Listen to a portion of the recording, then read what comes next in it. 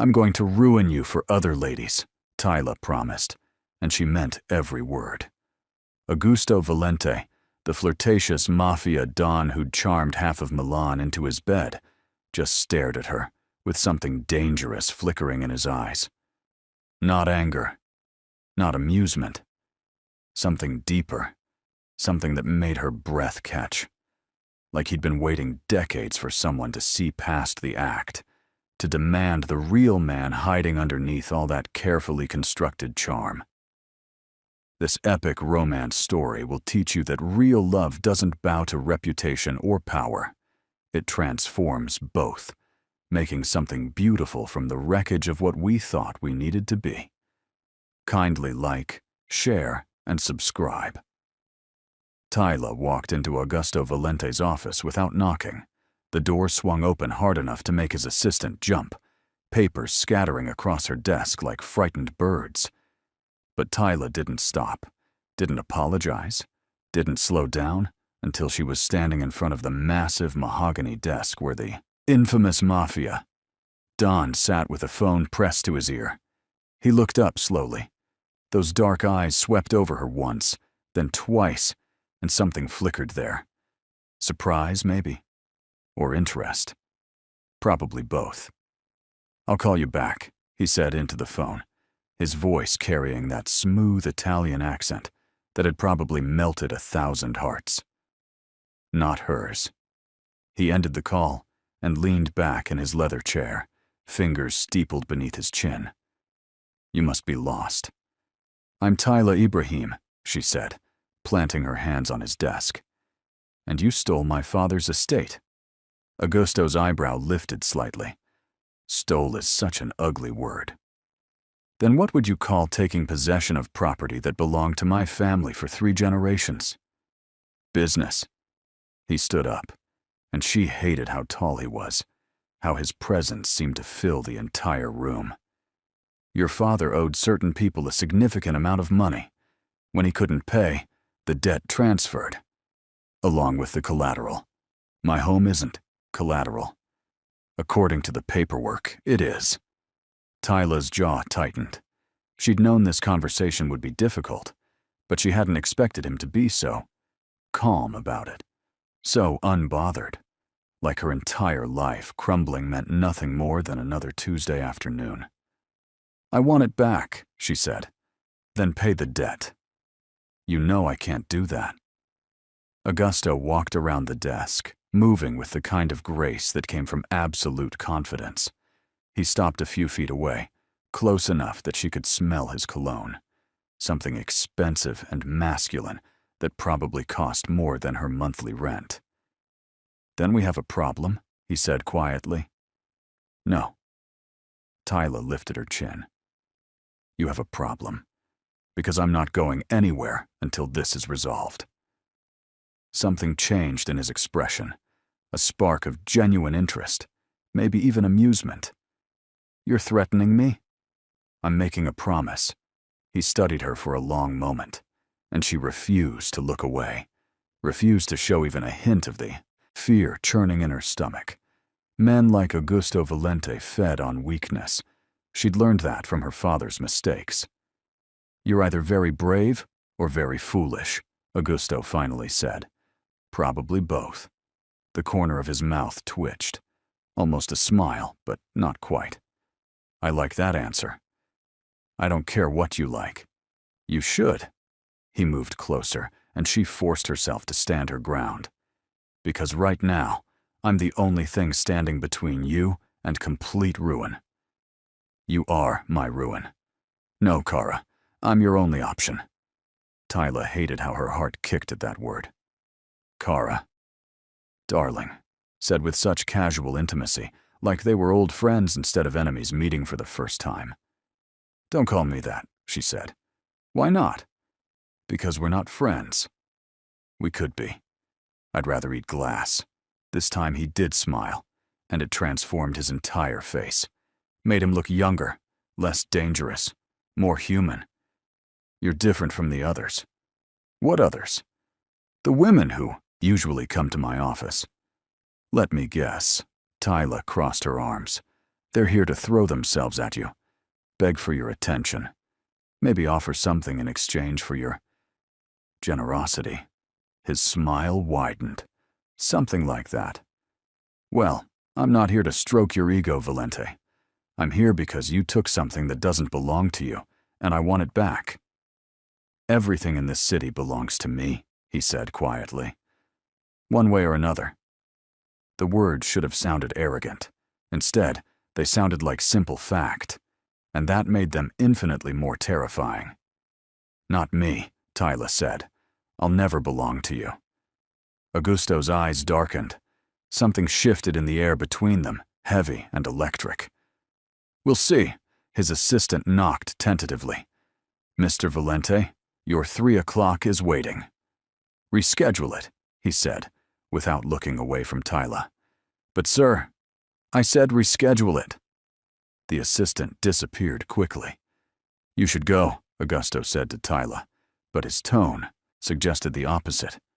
Before I decide to keep you here longer. I'm not afraid of you. You should be. Most people are. I'm not most people. No, he agreed softly. You're definitely not. Tyla turned to leave, then paused at the door. This isn't over, Valente.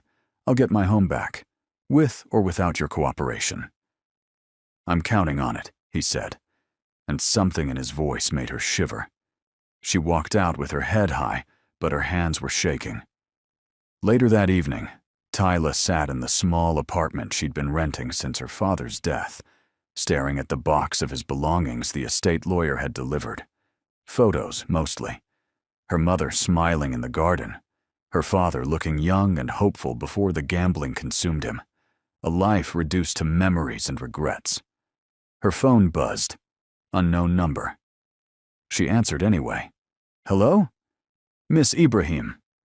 Augusto's voice filled her ear, smooth and dark. We didn't finish our conversation. Yes, we did. I don't think so. Tyla stood up, pacing to the window. What do you want? To make you an offer. I'm not interested. You haven't heard it yet. She waited, hating how her pulse quickened.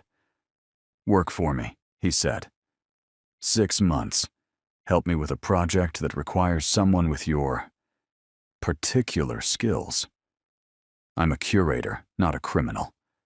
I know exactly what you are. His voice dropped lower. And I know what you need.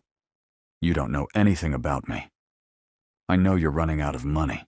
I know you've been trying to find work for 3 months with no success. I know your father's debts extended beyond the estate, and there are other people waiting for their payment. People far less reasonable than me. Tyla's hand tightened on the phone. You've been investigating me.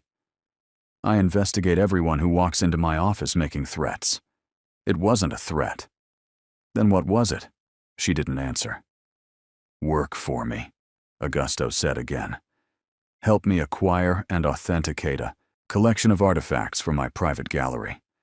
Do that, and at the end of 6 months, I'll return your father's estate. Fully restored, debt cleared. Why?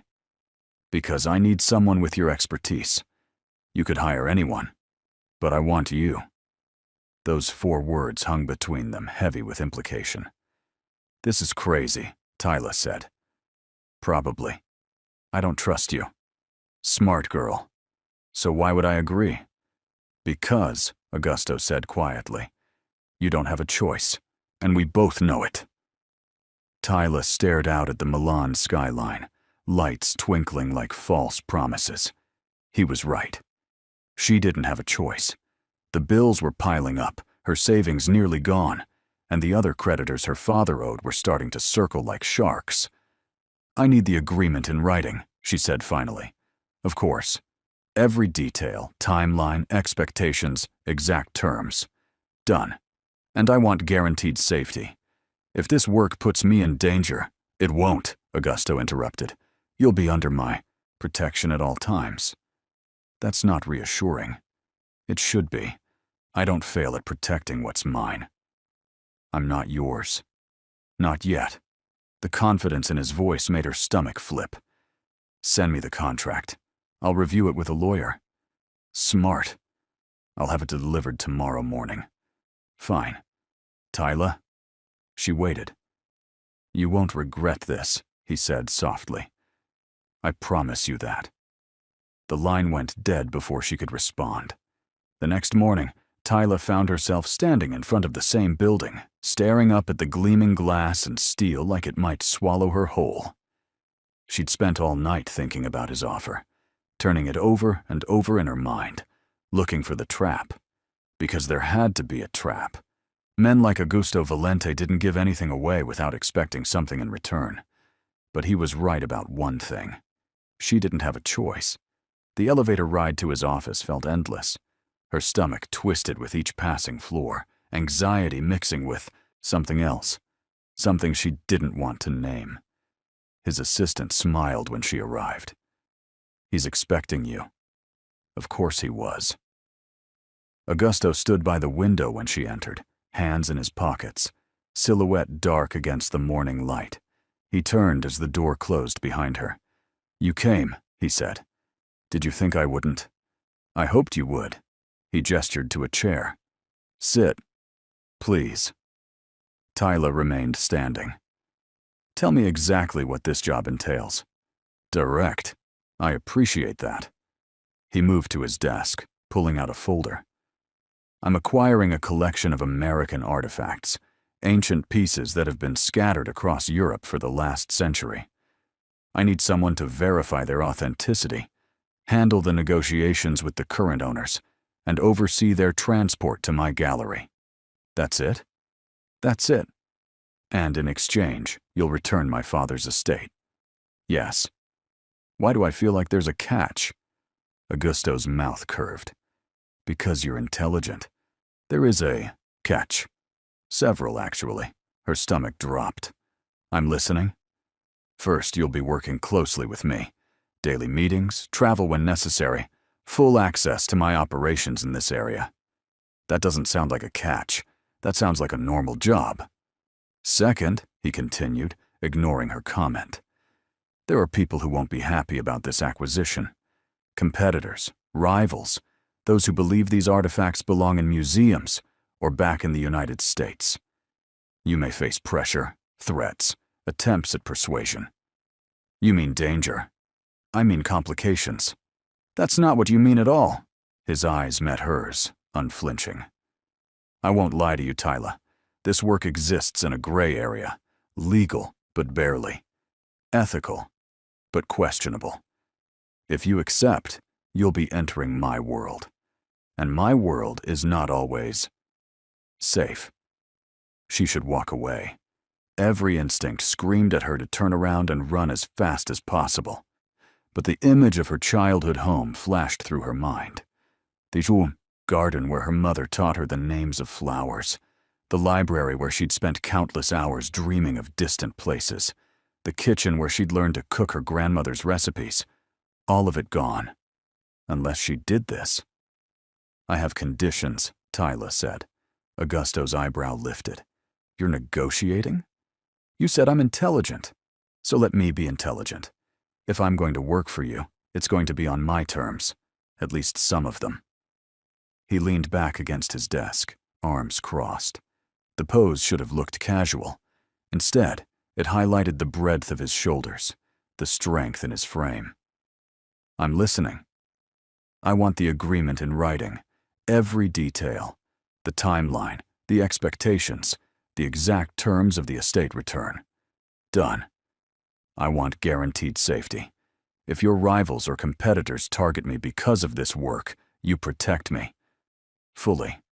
That was already implied. I want it stated. Fine, what else? Tyla took a breath. I want access to everything. No secrets, no hidden agendas. If this collection is stolen, if these artifacts were obtained illegally, if there's any reason I should refuse to be part of this, I want to know now. Something flickered in Augusto's expression. Respect, maybe. The artifacts were not stolen. They were purchased from private collectors, estate sales, and auction houses. Everything is documented and legal. As legal as these things can be, anyway. That's not reassuring. It's honest." They stared at each other for a long moment. 6 months, Tyla finally said. "And then I never see you again." 6 months, Augusto agreed.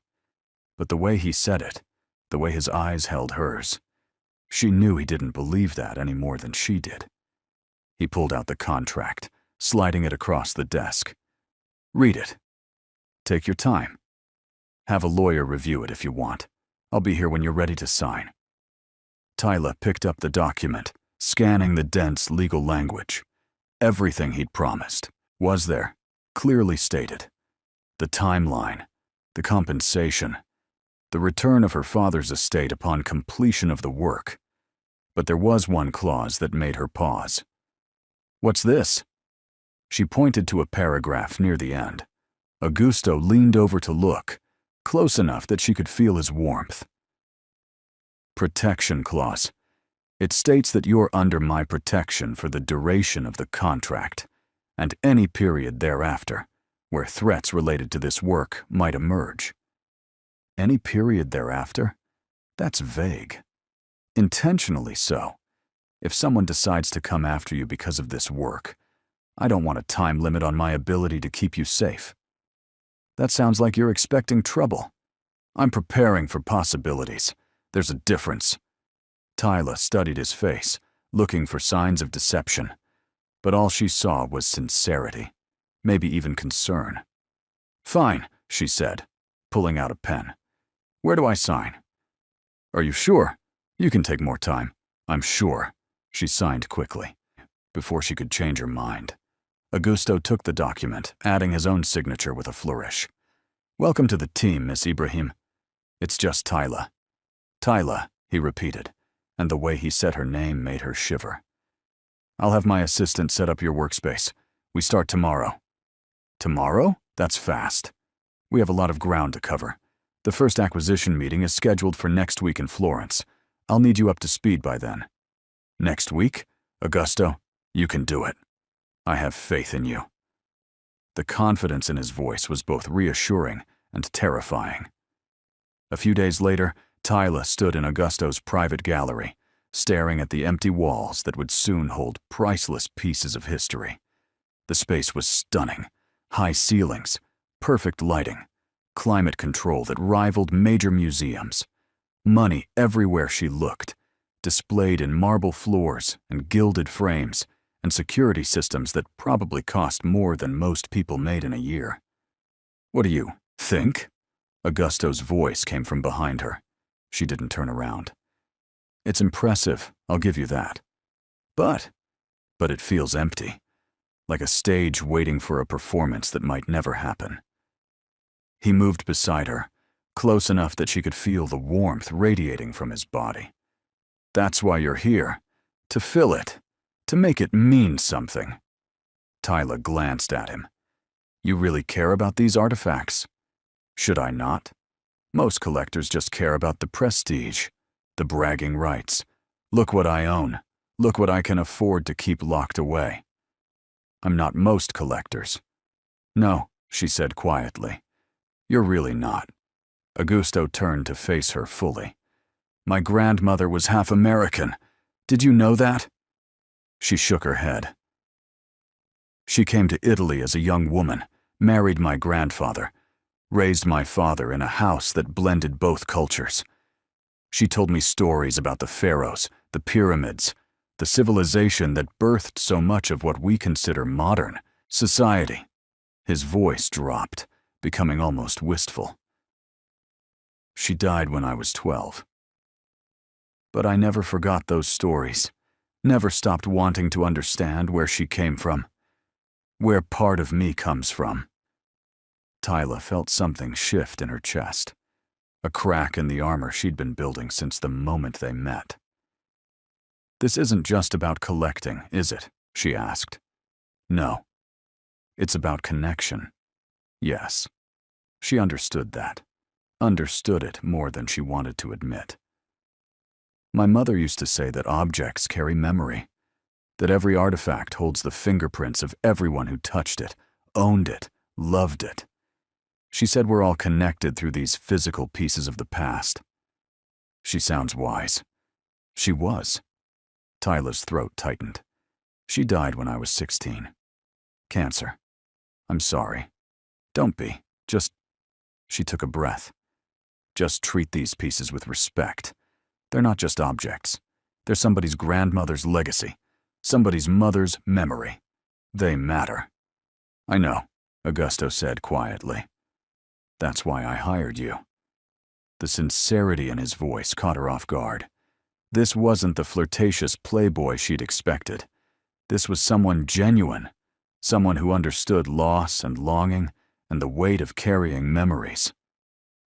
Tell me about the collection, she said, needing to shift back to business before she got too comfortable with this version of him.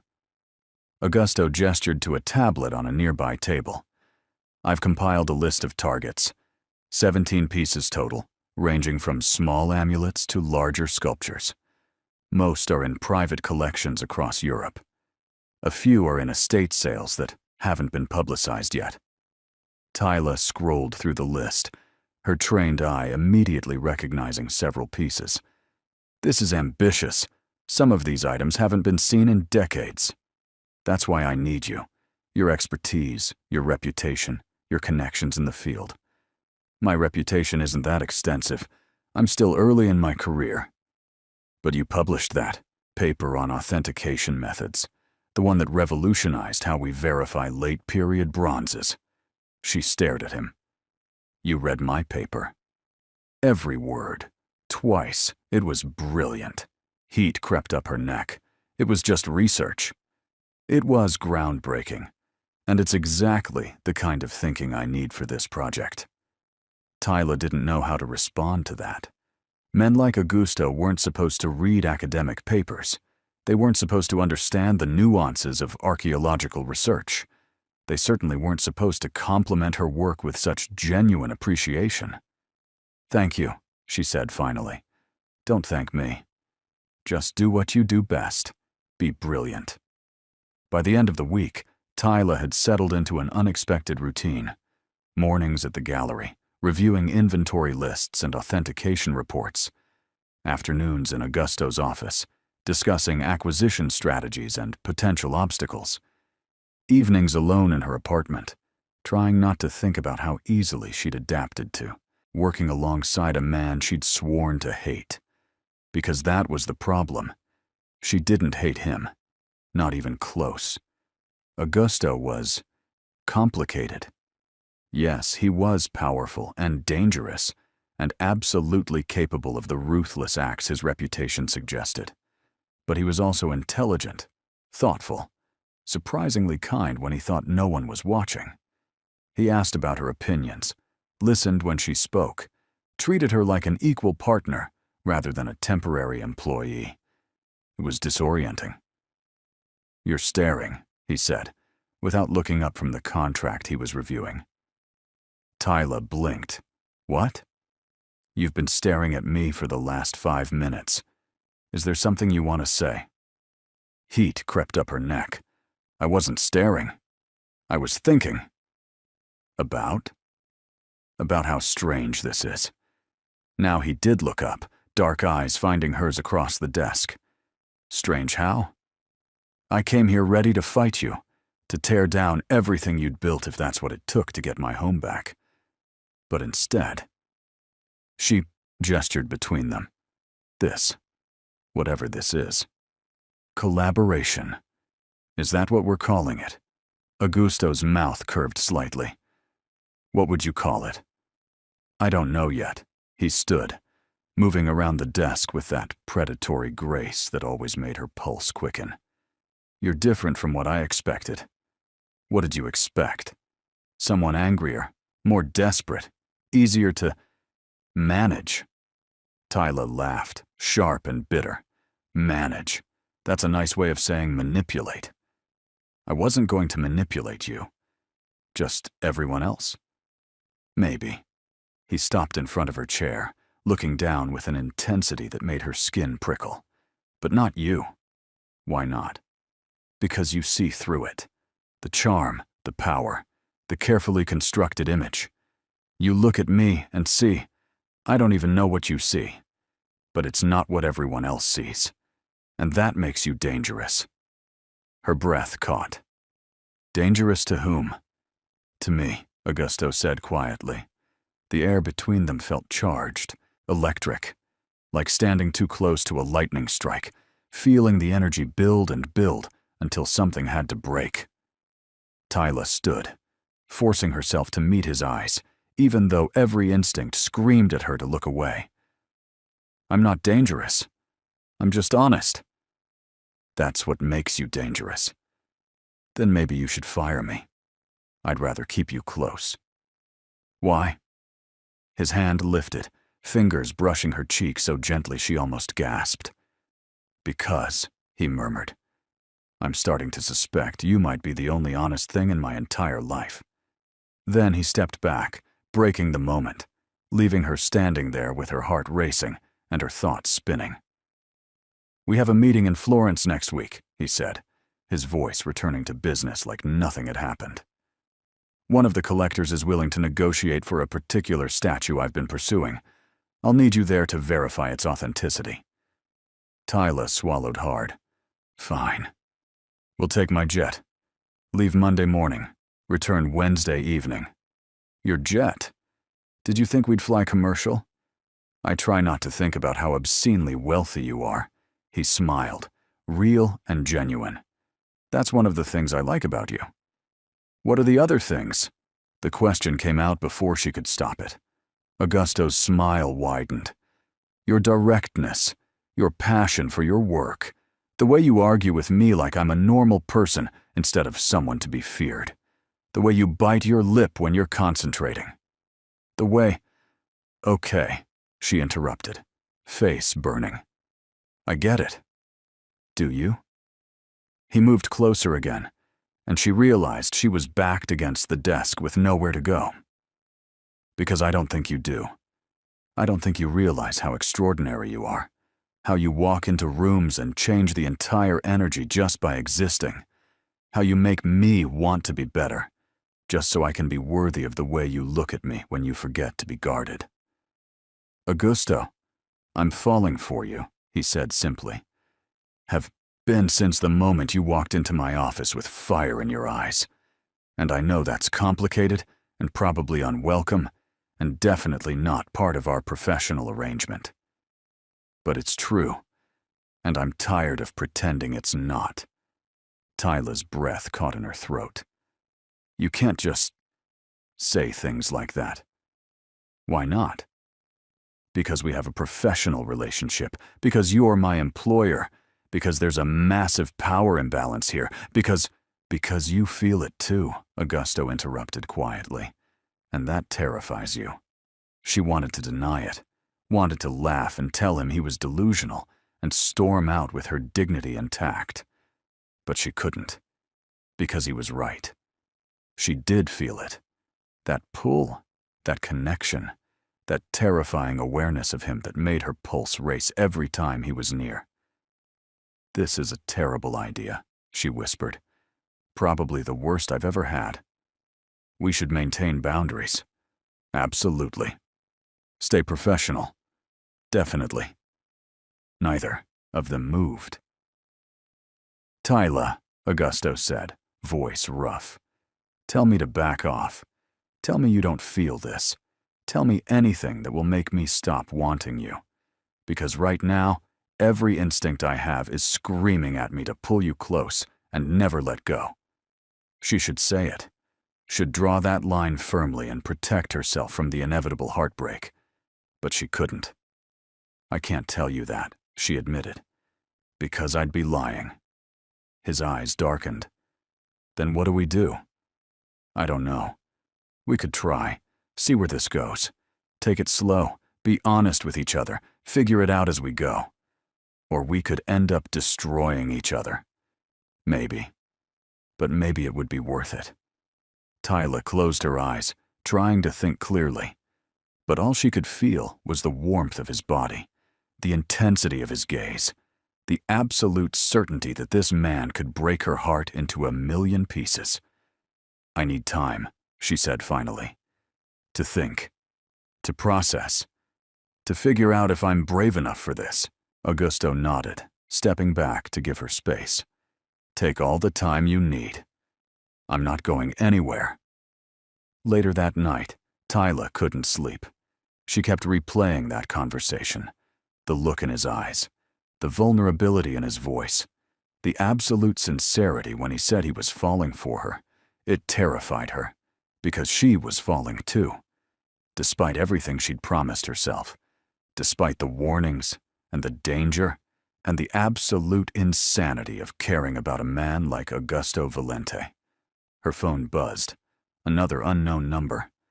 She almost didn't answer. But something made her reach for it, press the phone to her ear. Miss Ibrahim. The voice was male, rough, unfamiliar. You should be more careful about the company you keep. Her blood went cold. Who is this? A friend, someone concerned about your welfare. That man you're working for. He's not what he seems. I know exactly what he is. Do you? The voice turned mocking. Do you know about the families he's destroyed? The people who crossed him and disappeared? The empire built on blood and betrayal? If you have something to say, say it. Walk away.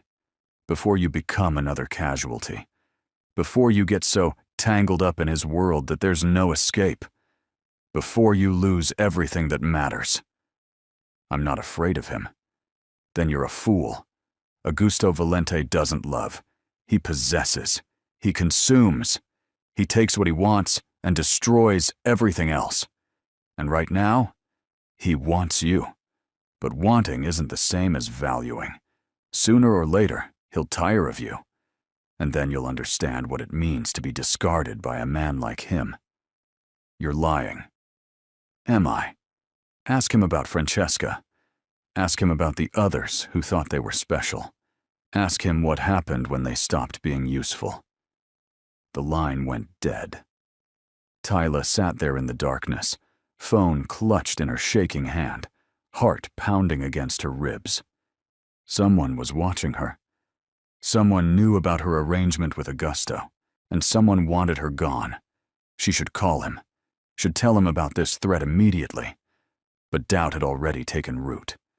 What if the caller was right? What if Augusto was just playing a game, using her attraction to him as leverage? What if everything he'd said today was manipulation dressed up as honesty? She'd promised herself she wouldn't be fooled by dangerous men, wouldn't repeat her father's mistakes, wouldn't lose herself in someone else's darkness.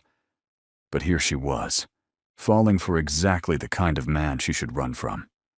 Sleep didn't come that night, only questions, fears, and the growing certainty that she'd made a terrible mistake.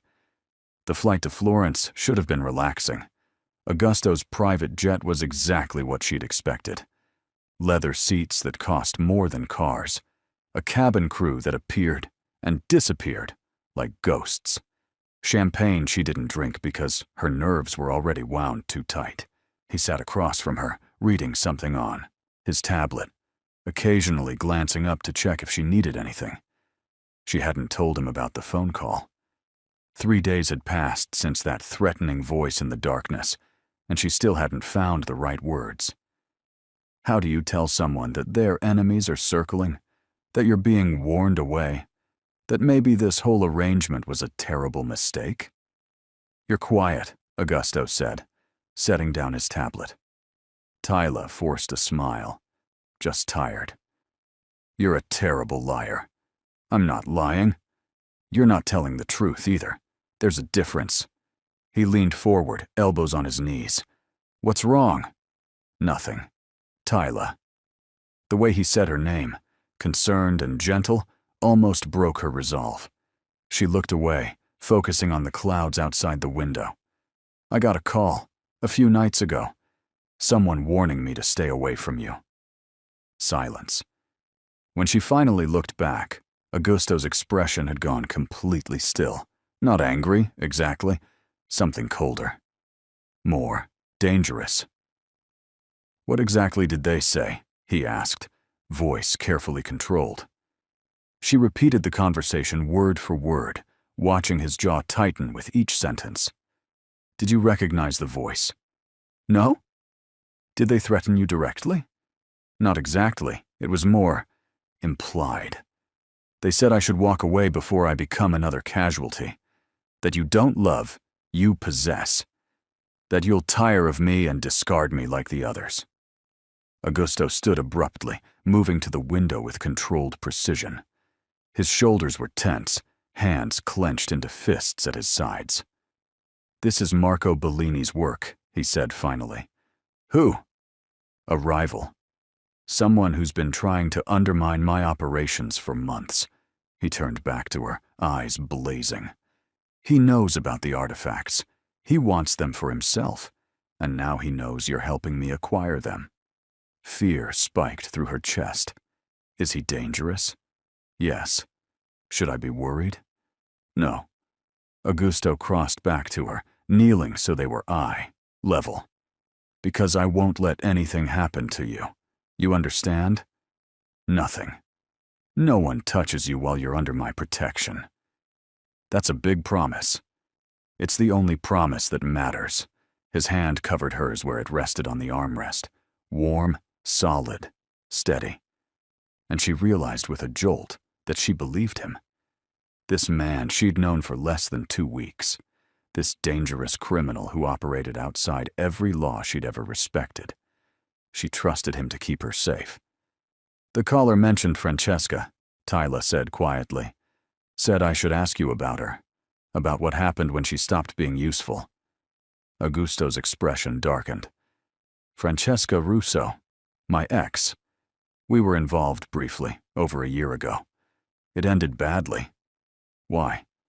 "Because she wanted things I couldn't give her. Marriage, access to my businesses, a level of control over my life that I wasn't willing to surrender. When I ended it, she didn't take it well. Started spreading rumors, trying to damage my reputation. I had to be firm about the boundaries. Define firm. I made it clear that she was no longer welcome in my life or my businesses. Cut off her access to my social circles. Made sure everyone understood that our relationship was over and wouldn't be revisited. And she's bitter about it. Extremely. Which is why I suspect she's working with Marco, feeding him information, helping him target my vulnerabilities." Augusto's thumb traced circles on the back of her hand. But the caller lied about one thing. "I didn't discard Francesca because she stopped being useful. I ended things because she never really knew me. She was in love with what I represented, the power, the wealth, the status, not with who I actually am." "And who are you, actually?" He smiled, sad and genuine. "I'm still figuring that out. But I know I'm someone who wants to be better than my reputation suggests. Someone who's tired of surface-level connections that mean nothing. Someone who—" He paused, searching for words. "Someone who looks at you and sees possibility. A future that's different from everything I've known." Tyla's chest tightened. "This is insane. Probably. I should leave. Go back home. Forget this whole thing." "Do you want to?" "No." The admission came out before she could stop it. "I don't want to leave." Something flared in his eyes. Triumph, maybe. Or relief. "Good. Because I don't want you to go." The plane hit turbulence, jolting them both. Augusto steadied her automatically, hand moving to her shoulder, and the touch sent electricity through her entire body. "I'm scared," she admitted. "Of me? Of what you make me feel. Of how fast this is happening. Of the fact that I'm starting to care about someone I should probably run from." "I'm scared too," Augusto said quietly. "Terrified, actually. Because you're the first person in years who makes me want to be vulnerable. And vulnerability in my world, it's dangerous. It's a weakness that can be exploited. But with you, I can't seem to help myself. Then what do? We be honest. We take precautions. We protect each other." He moved closer, voice dropping. "And we figure out if this thing between us is real or just chemistry and proximity." What if it's real? Then we deal with that too. Together. The meeting in Florence was tense from the start. The collector, an elderly Italian man named Signor Russo, met them at his villa with the kind of old-world elegance that made Tyla think of nobility and faded glory. But his eyes were sharp, calculating, and he watched Augusto with barely concealed hostility. "Valente," Russo said, not offering his hand. "I was surprised when you requested this meeting." "I'm interested in your statue," Augusto replied smoothly. "The one from the 26th dynasty. I believe we can come to an arrangement." "And who is this?" Russo's gaze slid to Tyla with obvious disdain. "Your assistant." "My authenticator," Augusto said, voice hardening slightly. "Miss Ibrahim is an expert in American antiquities. Anything I purchase will be verified by her first." Tyla stepped forward, refusing to be intimidated. "If you'll show me the piece, Signor Russo, I can begin my evaluation." Russo's mouth thinned. "Of course. Follow me." The statue stood in a private gallery, spotlit and magnificent. Basalt, approximately 60 centimeters tall, depicting a seated scribe with hieroglyphs carved along the base. Beautiful, potentially authentic, and absolutely stolen. Tyla knew it the moment she saw it. She'd read about this piece in graduate school. It had disappeared from an Ohio museum in the 1970s, lost to the black market for decades. And now here, it stood in some rich man's private collection, torn from its rightful home. Her stomach turned. She spent 20 minutes examining the statue, running her fingers over the hieroglyphs, checking the patina and wear patterns. Everything about it screamed authentic, which made its presence here even more problematic. "Well," Russo demanded, "is it genuine?" "It's genuine," she said quietly. "Then we have a deal?" Augusto looked at her, eyebrow raised. She wanted to say, no. Wanted to tell him this statue belonged in a museum, that buying it made him complicit in its theft, that some things shouldn't be bought no matter how much money you had. But she couldn't, not without breaking their agreement, not without losing her chance at getting her home back.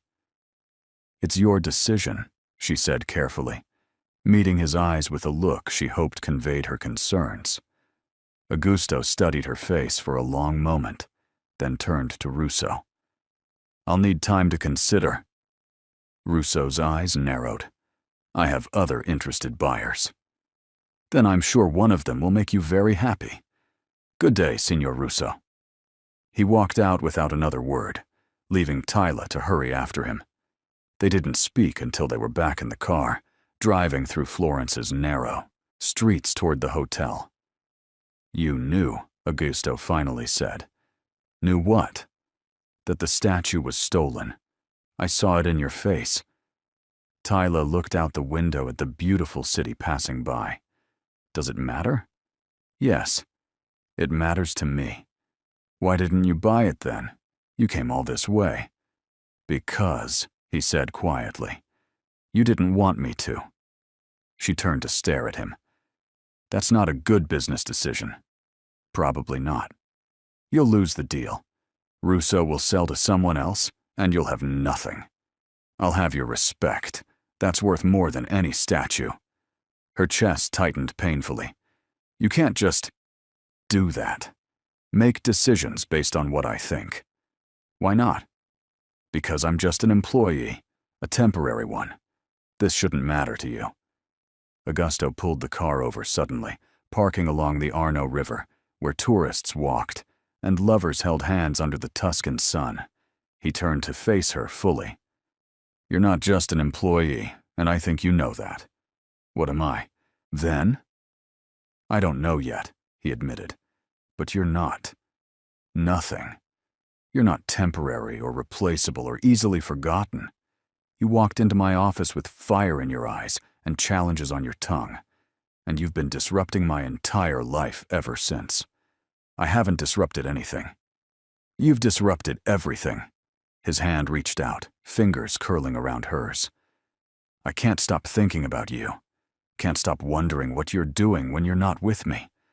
Can't stop wanting to see that look you get when you're passionate about something, when you forget to be guarded and just shine.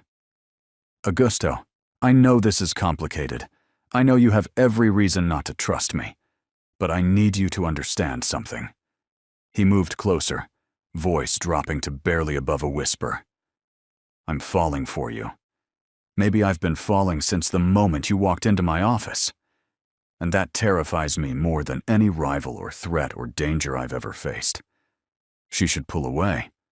Should remind him about professional boundaries and power imbalances, and all the reasons this was a terrible idea. But she didn't. Instead, she let herself feel the warmth of his hand, the intensity of his gaze, the absolute sincerity in his voice. I'm going to ruin you, she said quietly. For other women. For everyone else. That's what I promised myself. I'd make you see that charm and power aren't enough. That real connection requires honesty and vulnerability and sacrifice. Then ruin me, Augusto murmured. I'll count it a privilege. They sat there by the river for a long time, hands clasped, neither willing to break the moment. Finally, Tyla spoke. Tell me about your grandmother, the American one. Augusto's expression softened. Her name was Amina. She came from Alexandria, from a family of merchants. My grandfather met her when he was traveling for business. He said it was love at first sight, though she made him work for it. She was stubborn, brilliant, fiercely independent. Sound familiar? Tyla smiled despite herself, maybe a little. She taught me Arabic when I was young, told me stories about pharaohs and queens, about a civilization that understood the importance of legacy and memory. She said that who we are is built on the foundation of who came before us, that honoring the past is how we create a meaningful future. She sounds wonderful. She was. And she would have liked you, would have appreciated your passion for preservation, your respect for history. He paused. Would have probably warned you away from me, actually. Why? Because she always said I had my grandfather's tendency toward obsession, that when I found something or someone I wanted, I wouldn't stop until I had it. She worried that intensity would hurt people. Has it? Sometimes. Yes. The honesty in his answer surprised her. Most men would have deflected or made excuses. I appreciate you telling me that, Tyla said. I told you, honesty, even when it's uncomfortable. They drove back to the hotel in comfortable silence. But that night, as Tyla lay in her room staring at the ceiling, she couldn't stop thinking about everything that had happened. The stolen statue, Augusto's refusal to buy it, his confession by the river, the growing certainty that she was in way over her head. Her phone rang. Augusto's name flashed on the screen. Can't sleep? She answered. How did you know? Because I can't either. Come have a drink with me, on my terrace. Nothing inappropriate, I promise. Just company. She should say no, should maintain those boundaries they'd talked about. But she didn't. Give me 5 minutes. His suite was 3 floors above hers, with a terrace overlooking the city. He'd set up 2 chairs and a bottle of wine, simple and unexpectedly thoughtful. Thank you for coming, he said as she stepped outside. Thank you for asking. They sat, drinking wine, watching Florence glitter beneath them. Can I ask you something? Augusto said after a while. Sure. Why did you really come here? To Florence, I mean. You could have sent your evaluation remotely, could have stayed in Milan. But you came.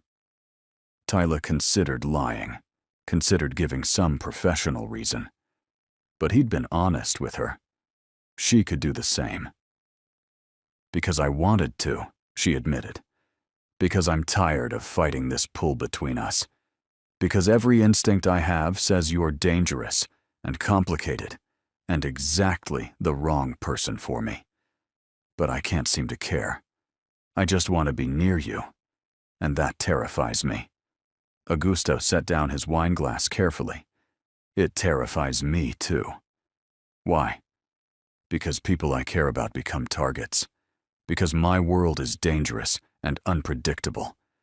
Because I'm terrified that getting close to you will put you in harm's way.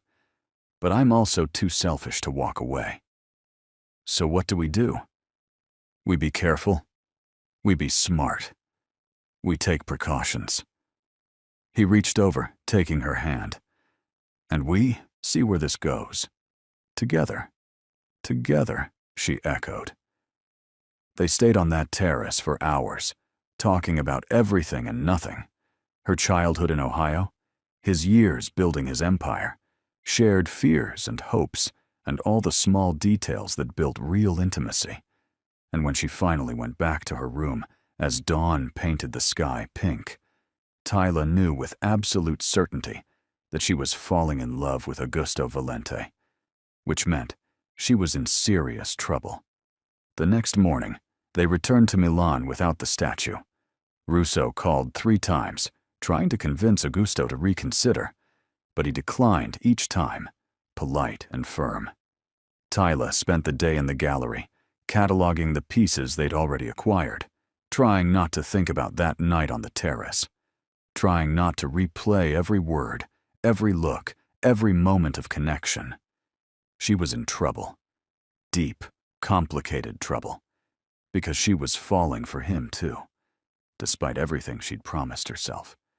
Despite the warnings, and the danger, and the absolute insanity of caring about a man like Augusto Valente. "There you are." She turned to find a woman standing in the gallery entrance. Tall, blonde, absolutely stunning in a designer dress that probably cost more than Tyla's entire wardrobe. "Can I help you?" Tyla asked.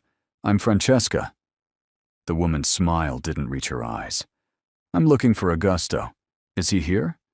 "He's in a meeting." "Of course he is. Always working." Francesca walked further into the gallery, heels clicking against the marble floor. "And you are?" "Tyla Ibrahim. I'm the authenticator for his American collection." "Ah. The new project?" Francesca's gaze swept over her, assessing and finding her wanting. "He mentioned you." Something cold settled in Tyla's stomach. "Did he?" "In passing. He said he'd hired someone to help with acquisitions." Francesca moved closer, voice dropping conspiratorially. "Between you and me, I think it's just an excuse. Augusto gets bored easily." "New projects, new people, new distractions. He'll lose interest soon enough. He always does." "I'm not a distraction." "No?" Francesca's smile sharpened. "What are you then?" "An employee." "Of course. How professional." She paused by one of the empty display cases, running a manicured finger along its edge. "Has he taken you to dinner yet? Bought you expensive gifts? Made you feel like you're special? Like you're different from all the others?" Tyla's chest tightened. "I don't think that's any of your business." "It's absolutely my business. Augusto and I have history, lots of history. And I've seen him do this before. Find some new woman, charm her, make her believe she matters. And then," Francesca snapped her fingers, "he moves on, finds the next conquest, leaves behind another broken heart. I don't have a broken heart. Not yet. But you will, because that's what Augusto does. He collects beautiful things, enjoys them for a while, then discards them when something shinier catches his attention. You're just the latest in a long line of women who thought they were special." "Why are you telling me this?" Tyla asked, fighting to keep her voice steady. "Because I'm trying to save you the pain. Walk away now, before you get too attached. Before you start believing the lies he tells. Trust me, it's easier to leave now than to wait until he crushes you."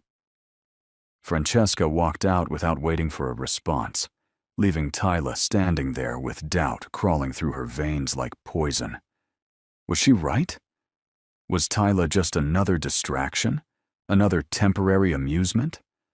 Would Augusto tire of her the same way he'd tired of Francesca and all the others? The questions circled endlessly, feeding the fear that had been growing since that threatening phone call. Later that evening, Augusto found her still in the gallery, staring at nothing. "You're here late," he said. She didn't turn around. "Who's Francesca?" Silence. Then footsteps, crossing the marble floor. He appeared beside her, expression carefully neutral. "Where did you hear that name?" "She came by. Looking for you. Said you two have history." "We do." "Had. It's complicated. She said you get bored easily. That I'm just another distraction. That you'll move on to someone new once the novelty wears off." Augusto's jaw tightened. "She's wrong." "Is she?" "Because from where I'm standing, it sounds like there's a pattern. You find someone new, make them feel special, then discard them when you lose interest. How am I any different?" "Because you are different. Everything about you is different." "That's not an answer." "Then what do you want me to say?" Augusto turned to face her fully, frustration bleeding into his voice. "That Francesca's bitter because I ended things? That she wanted something from me I couldn't give? That our entire relationship was built on surface-level attraction and mutual benefit rather than genuine connection? Was it? Yes, absolutely yes. Francesca and I were together for 4 months. She was beautiful, charming, well-connected. On paper, we were perfect. But in reality, he shook his head. There was nothing there. No depth, no real understanding. She wanted the prestige of being with me. I don't even know what I wanted. Companionship, maybe. A distraction from the loneliness. But it wasn't real. It wasn't anything close to real. And what we have is, yes. God, yes. Don't you feel it? The way we can talk for hours without running out of things to say? The way you challenge me, push me to be better? The way I can be honest with you in ways I've never been honest with anyone?" Tyla wanted to believe him, desperately. But Francesca's words had planted seeds of doubt that were growing with every passing second. "She said you collect beautiful things and then discard them," Tyla said quietly. "I'm not collecting you. I'm falling in love with you. There's a massive difference." "How do I know you mean that?" "Because," Augusto said, voice rough with emotion, "I ended things with Francesca because I felt nothing. No connection, no spark, no desire to build something lasting. But with you, I feel everything. Every conversation matters. Every moment together feels significant. You're not a distraction, or a conquest, or a temporary amusement. You're the first person in years who makes me believe I'm capable of something real." Tears burned behind her eyes. "I want to believe you." "Then believe me. Look at my actions, not just my words. I turned down that statue because you didn't want me to buy it. I'm restructuring my operations to create something you can be part of without compromising your values. I'm being more honest with you than I've ever been with anyone. Doesn't that mean something?" It did. Of course it did. But fear was a powerful thing. "I need time," she said finally. "To think, to process all of this." Augusto nodded, stepping back to give her space. "Take all the time you need. But please, don't let Francesca's bitterness poison what we have. She doesn't know me. Not really. But you're starting to. And that's worth protecting." He walked away, leaving her alone with her doubts and fears, and the growing certainty that she was falling in love with a man who could break her heart into 1,000,000 pieces. The question was, whether she was brave enough to let him. A few days later, everything changed. Tyla was walking back to her apartment after a late meeting when she noticed the car. Black sedan, tinted windows, following her for 3 blocks. Her heart rate kicked up. She turned down a side street, walking faster. The car turned, too. Panic surged through her chest. She broke into a run, heels clicking frantically against the pavement. The car accelerated, pulling alongside her. The back door opened. A man stepped out. Not threatening exactly, just there, blocking her path with casual menace. "Miss Ibrahim." His voice was smooth, educated. "I'd like a word." "Leave me alone." "I'm afraid I can't do that. My employer is very interested in your relationship with Augusto Valente." Her blood ran cold. "I don't have a relationship with him." "That's not what our sources indicate. You've been working closely with him for weeks now, traveling together, spending significant time alone. That suggests intimacy. It suggests employment." The man smiled, and it was the coldest thing Tyla had ever seen. "Then you won't mind if we ask you a few questions, just to clarify things, just to understand the nature of your arrangement." "I'm not answering anything." "Perhaps we could discuss this somewhere more private, somewhere we won't be interrupted." He gestured to the car with mock politeness. Tyla's mind raced. This was bad, really bad. These were the rivals Augusto had warned her about, and now they wanted information she didn't have, leverage she couldn't provide. She did the only thing she could think of. She called Augusto. The phone rang once before he answered. "Tyla." "I'm being followed," she said quickly, voice shaking. "Black sedan. 2 men. They want to talk about you. They want me to get in the car." "Where are you?" She gave him the street name, trying to keep her voice steady, even though panic was clawing at her throat. "Stay on the phone.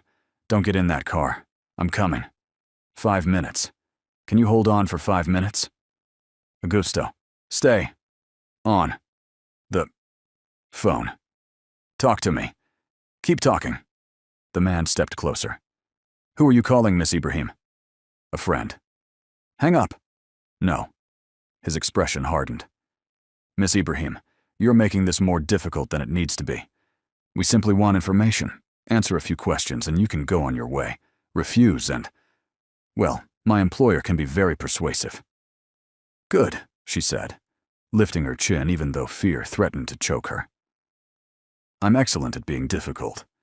Augusto's voice in her ear, steady and commanding. "That's my girl. Keep him talking. I'm 4 minutes away." 4 minutes is a long time, she murmured. "I know. But you're strong. You can do this. Tell me what's happening." The man reached for her arm. Tyla jerked back. "Don't touch me." "Then get in the car." "Not happening."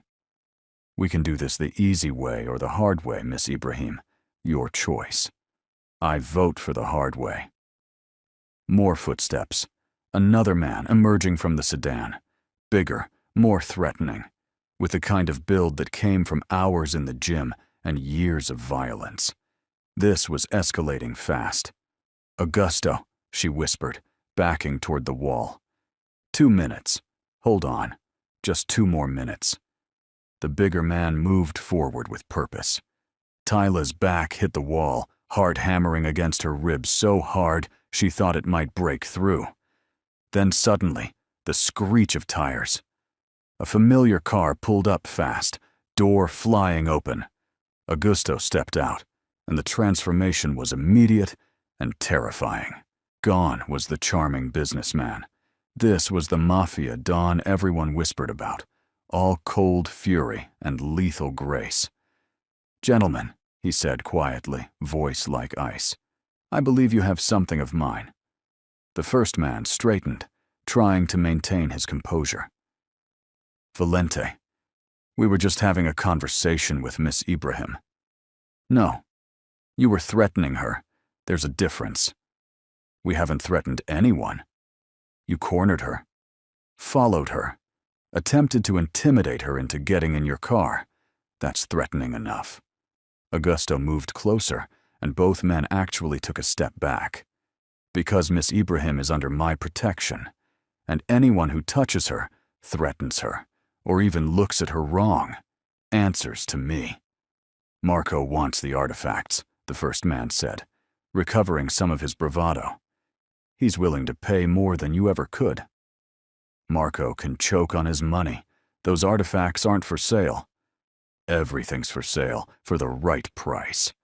Not this, Augusto glanced at Tyla, expression softening just slightly before hardening again. Not her. The men exchanged looks, clearly uncertain how to proceed. You're making a mistake, Valente, the first man said finally. Marco won't back down. He wants those artifacts, and he's willing to do whatever it takes to get them. Then he'll have to go through me, and I promise you, that won't end well for anyone. Augusto opened his car door wider. Tyla, get in. She didn't hesitate, didn't look back at the men or second-guess the decision. She just ran to his car and slid into the passenger seat, hands shaking so hard she could barely fasten her seatbelt. Augusto got in beside her, pulling away smoothly. His jaw was tight, hands gripping the steering wheel with controlled force. They didn't speak for several blocks. Finally, he said, "Are you hurt?" "No, just scared." "Good." "Good? Fear is healthy. It means you understand the danger." He reached over, taking her hand without looking, away from the road. "But you handled it well. Stayed calm, kept them talking, called me instead of panicking. I did panic. No, you survived. There's a difference." Tyla stared at their joined hands, feeling the warmth seep into her cold fingers. "This is real, isn't it? The danger, the threats, everything you warned me about." "Yes. I could have been hurt, could have been taken, could have, but you weren't, and you won't be, not as long as I'm breathing." She believed him, completely, without question, and that terrified her almost as much as the confrontation. Augusto took her back to his estate instead of her apartment. The house was massive, all stone and security and quiet wealth. He led her inside, past staff who appeared and disappeared like ghosts, up to a sitting room with floor-to-ceiling windows overlooking the city. "Stay here tonight," he said. "I'll have someone bring your things from your apartment. But I want you where I can protect you, where I know you're safe." "For how long?" "Until this is resolved." "And when will that be?" "Soon." His voice hardened dangerously. "Marco Bellini is going to learn that there are consequences for threatening what's mine." "I'm not yours." "Aren't you?" The question hung between them, heavy and loaded with meaning. Tyla looked away first. "I need a shower, and probably several hours to process what just happened. There are guest rooms on the second floor. Pick whichever one you want. I'll have dinner brought up in an hour." She nodded, starting toward the door. "Tyla." She stopped, turning back. "I meant what I said earlier, about you being under my protection. That's not temporary. That's not part of our 6-month agreement. That's permanent. Whether you work for me or not, whether you stay in my life or walk away, I will always protect you. Always." Her throat tightened. "Why?" "Because," Augusto said quietly, "I'm in love with you, and that's not something I can take back or ignore or pretend doesn't exist. It just is." The words hit her like physical force. "You barely know me," she whispered. "I know enough. This is insane. Probably. We could both get hurt. I don't care. You should care. You should walk away and find someone safer, someone who fits into your world better, someone who won't bring complications." Augusto crossed to her slowly, stopping close enough that she could feel the heat radiating from his body. "I don't want safe. I don't want easy. I want you. Stubborn, challenging, absolutely terrifying you. The woman who looks at me and sees past every mask I wear. The woman who makes me want to be better, just so I can deserve the way she smiles when she thinks I'm not watching. Augusto. His hand cupped her face, thumb brushing across her cheekbone with impossible gentleness. You said you'd ruin me for other women. Mission accomplished, Kara. I'm completely, irrevocably ruined. There's no going back from this, from you. And then he kissed her forehead, lingering and tender, and walked away, leaving her standing there with tears streaming down her face, and her heart breaking and healing all at once. She stood there for a long moment, trying to catch her breath, trying to process everything that had happened in the last few hours. Then she went upstairs, found a guest room, and let herself fall apart. The next morning brought clarity and chaos in equal measure. Tyla woke in an unfamiliar bed, surrounded by luxury she couldn't comprehend, with the memory of Augusto's confession burning through her mind like fever. He loved her. The most dangerous man in Milan loved her, and she didn't know what to do with that information. She found him in his study, phone pressed to his ear, speaking rapid Italian with an edge in his voice that made her stomach clench. He saw her in the doorway and gestured for her to come in, wrapping up the call. "Good morning," he said. "Did you sleep?" "Barely." "You?" "Not at all." He looked it, shadows under his eyes, tension in his shoulders, exhaustion written in every line of his body, but still impossibly handsome, still radiating that controlled power that made her pulse quicken. "What's happening?" she asked. "Marco's escalating. He made threats against my operations, against people I care about. He wants the artifacts, and he's willing to burn everything to get them. So give them to him." Augusto's eyebrow lifted. "You want me to surrender?" "I want you to be safe. I want this to end before someone gets seriously hurt. The artifacts are not what this is really about. Marco wants to prove he's stronger than me, that he can take whatever he wants, including what's mine. If I give him the artifacts, he'll just find something else to target. Someone else. Like me. Especially like you." Tyla sat down heavily in one of the leather chairs. "This is my fault. I should never have agreed to work for you. Should never have gotten involved in your world." "Don't." Augusto moved around the desk, kneeling in front of her with urgent intensity. "Don't blame yourself for his actions. Marco chose this fight. He chose to threaten you. That's on him, not you. But if I leave, he'll still come after you, because now he knows you matter to me. And that makes you a target regardless of whether you're here or halfway across the world." Her hands clenched in her lap. "So what do we do?" "We end this, once and for all." "How?" Augusto's expression went dark, dangerous. "I'm going to make Marco an offer he can't refuse. Either he backs off completely, walks away from the artifacts and from you, or I dismantle his entire operation piece by piece. I'll take his businesses, his connections, his reputation, everything he's built over the last decade. I'll destroy it all. And he knows I can do it." "That's dangerous." "So is breathing in my world. Augusto, this is who I am, Tyla. This is what I do.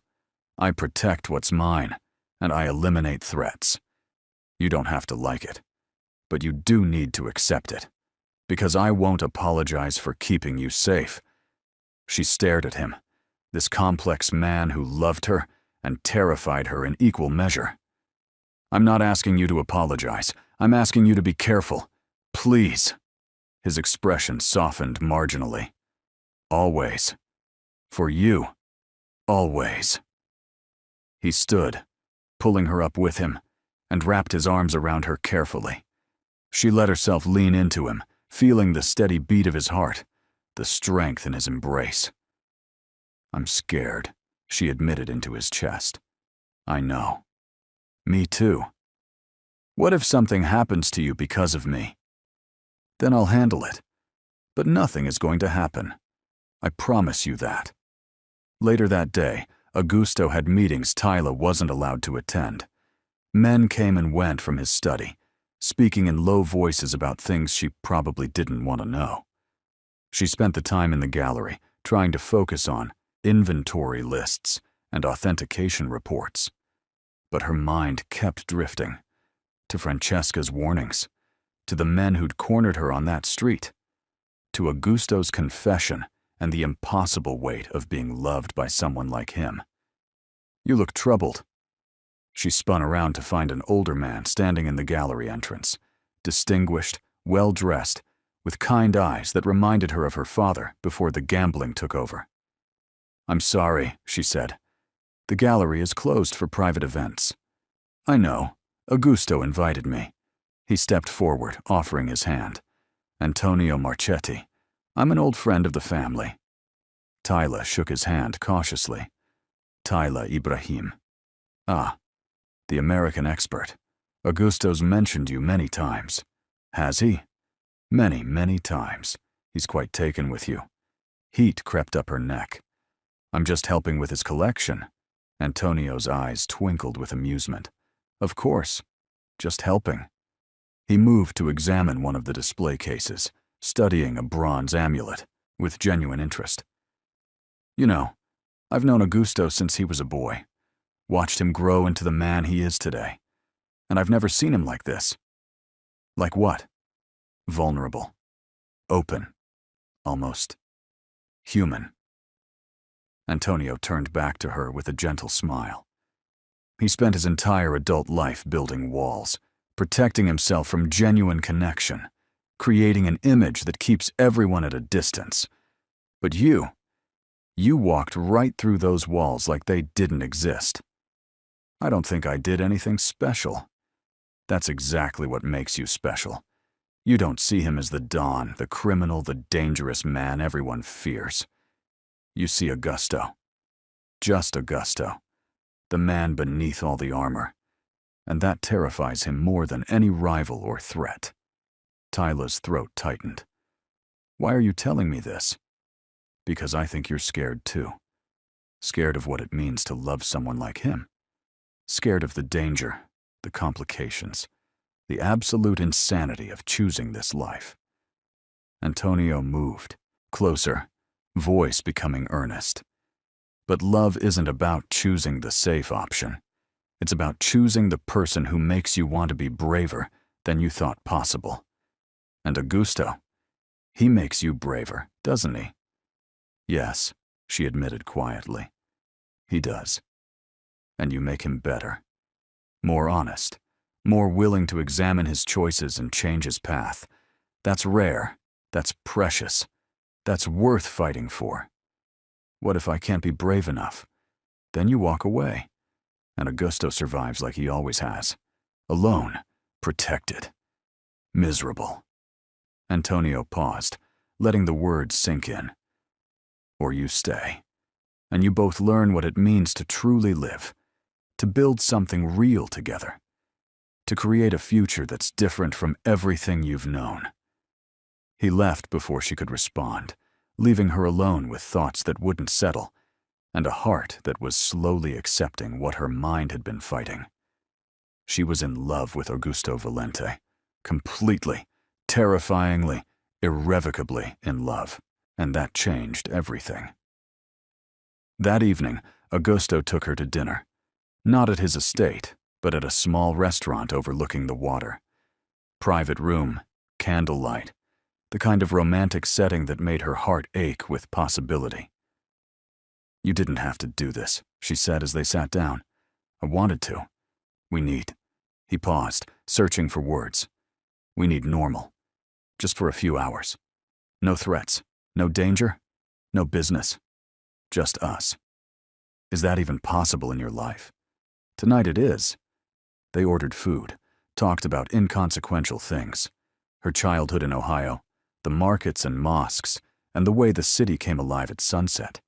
His grandmother's stories, the way she'd blend Italian and Arabic in the same sentence, the food she'd cook that mixed both cultures. But underneath the conversation, Tension simmered. Francesca came to see me, Tyla finally said, needing to address the elephant in the room. Augusto's fork paused halfway to his mouth. When? A few days ago. The gallery. What did she say? That you get bored easily. That I'm just another distraction. That you'll break my heart and move on like you always do. He set down his fork slowly, deliberately. And you believed her? I don't know what to believe anymore. Believe this. He leaned forward, eyes intense. Francesca is bitter because I ended things with her. She wanted commitment I couldn't give because I didn't love her. I tried, wanted to love her, to feel what everyone else seemed to feel so easily. But every time I looked at her, I felt nothing. No connection, no spark, no desire to build something real. So I ended it. Cleanly, honestly, with as much dignity as I could offer. And she's hated me for it ever since. Why? Because no one rejects Francesca Russo.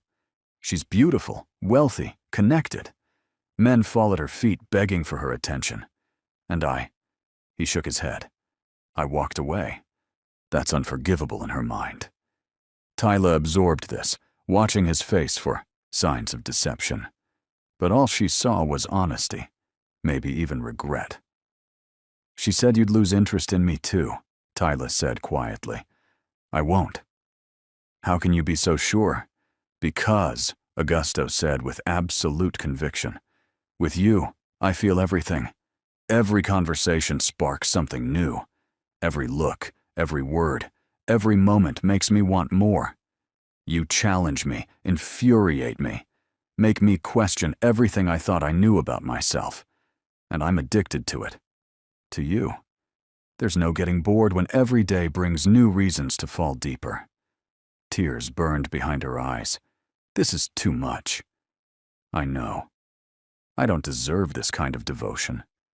You deserve everything. Augusto. He reached across the table, taking her hand in both of his. I know I'm asking for something impossible. I know my world is dangerous and complicated and absolutely insane. But I'm asking anyway. Stay with me. Not just for 6 months. Not just until the artifacts are acquired. Stay with me because you want to. Because this thing between us, it's worth fighting for. She wanted to say yes, wanted to throw caution away and dive into whatever this was becoming. But fear still held her back. What if Marco doesn't back down? She whispered. What if he hurts you because of me? Then he hurts me. But at least I'll have had this. Had you. Had moments like right now where I look at you and think maybe, just maybe, I'm capable of something good. You are capable of good things. You're doing good things with this gallery, with your life changes. Only with you. Only because of you. The admission broke something open inside her chest, cracking through the last of her defenses. I'm falling for you too, she said, voice shaking. I've been fighting it, trying to convince myself it's just proximity, or adrenaline, or temporary insanity. But it's not. It's real, and that terrifies me more than anything else. Augusto's hand tightened around hers. I know, I'm terrified too. Then, what do? We jump, together, and we figure it out as we go. Tyla looked at him across the table, this dangerous man who'd somehow become her safe place, and made a decision. Okay, she said, let's jump. His smile was brilliant, transforming his entire face. Yeah? Yeah. He stood, moving around the table to pull her into his arms. And when he kissed her forehead, then her cheeks, then finally, carefully, her lips, it felt like coming home, like finding something she didn't know she'd been searching for her entire life. They stayed at the restaurant for hours, talking and laughing and stealing touches like teenagers discovering first love. And when they finally left, walking back to his car, hand in hand, Tyla knew with absolute certainty that she'd made the right choice. Whatever came next, They'd face it together. By the end of the week, things came to a head. Marco agreed to meet with Augusto at a neutral location, an abandoned warehouse on the outskirts of the city. Tyla insisted on coming despite Augusto's vehement protests. "You can't be there," he said for the 10th time. "Why not?" "Because it's dangerous. Because Marco might try something.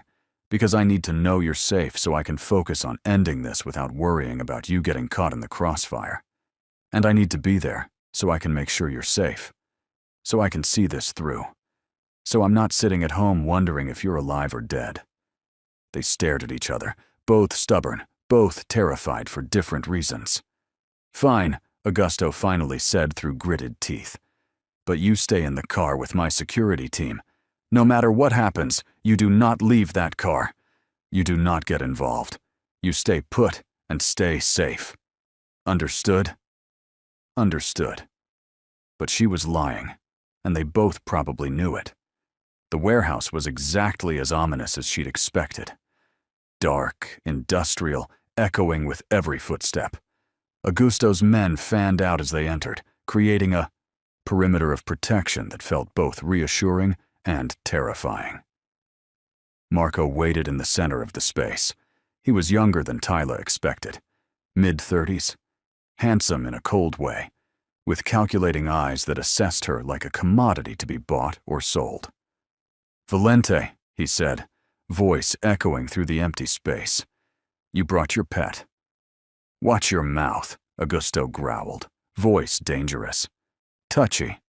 She must be special if she's got the infamous Augusto Valente so rattled. Tell me, does she know what you really are? What you've done to build your empire? Say what you came to say, Bellini. I'm not here for games." Marco circled them slowly, predator assessing prey. "I want the artifacts, all of them. And I want her to stop interfering with my business, stop making my collectors nervous about selling to me. Not happening. Then we have a problem, a big problem. We've always had a problem. This just brings it to light." Marco's smile turned vicious, cruel. "You think you're untouchable, that your reputation protects you. But everyone has weaknesses, Valente. Everyone has something they'd die to protect. And you've just shown me yours." He gestured with casual menace. Men emerged from the shadows. Too many men. All armed, all looking like they knew exactly how to use those weapons. Augusto's body went tense beside her, every muscle coiling for action. "This is how it's gonna work," Marco said, voice dripping with false reasonableness. "You give me what I want, or I take it. Starting with her. I wonder how long the great Augusto Valente will last when I have his woman. How much pain she'll have to endure before you break completely." Everything happened fast after that. Augusto pushed Tyla behind him with bruising force. His men moved forward in coordinated response. Marco's men did the same. The warehouse exploded into chaos, shouting and movement, and the terrible certainty that someone was going to get hurt. "Stay behind me," Augusto ordered, voice hard as stone. But Tyla saw the gun, saw Marco raise it with deliberate slowness, aim it directly at Augusto's chest with murderous intent. She didn't think. She just moved, threw herself forward, shoving Augusto sideways with all her strength just as the shot rang out, deafeningly loud in the enclosed space. Pain exploded through her shoulder, white-hot and overwhelming. She fell. Heard Augusto shouting her name, felt his hands catching her before she hit the concrete ground. Then everything went dark, consciousness slipping away like water through her fingers. She woke in a hospital, bright lights, antiseptic smell, beeping machines that measured her heartbeat. Her shoulder throbbed with every breath, wrapped tight in bandages that pulled against her skin. Augusto sat beside her bed, head in his hands, shoulders shaking slightly. "Hi," she whispered, voice rough from disuse. His head snapped up so fast, she heard his neck crack. "Tyla. Oh God, Tyla." He reached for her hand, gripping it like a lifeline. like she might disappear if he let go. "You're awake. You're okay. The doctor said you'd be okay, but how long?" 3 days. You've been unconscious for 3 days. The bullet went through your shoulder, clean through, no permanent damage. But you lost so much blood, and you wouldn't wake up. And I thought," his voice broke, "I thought I'd lost you." She tried to sit up.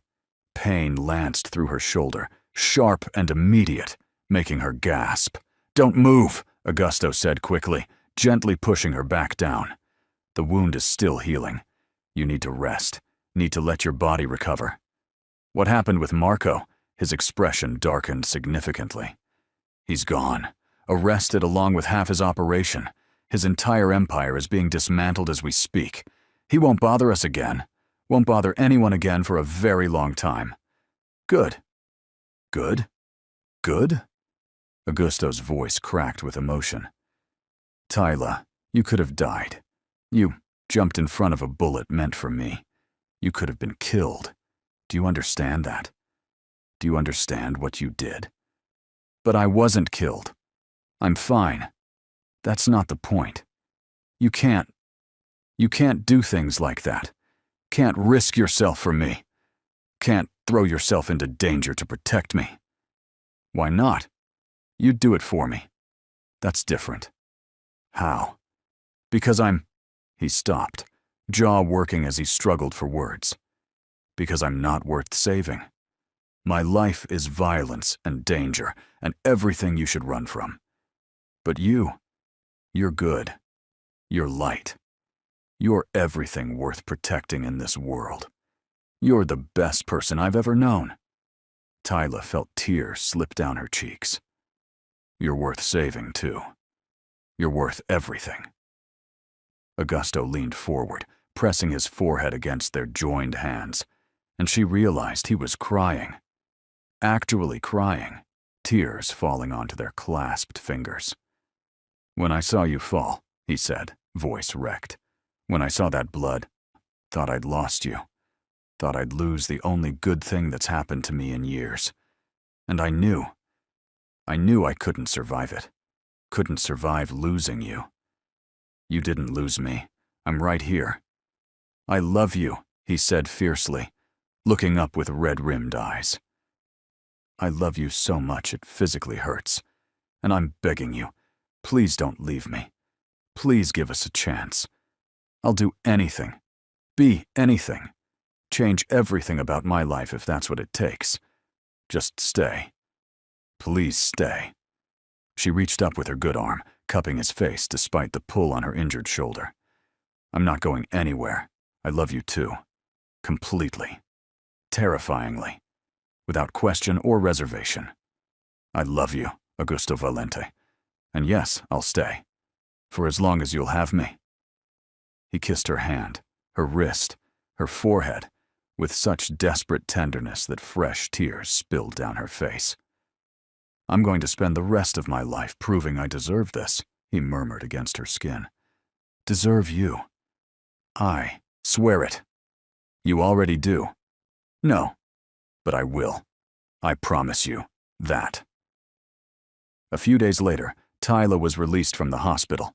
Augusto had arranged for her to recover at his estate, in a room adjacent to his with round-the-clock medical care if she needed it.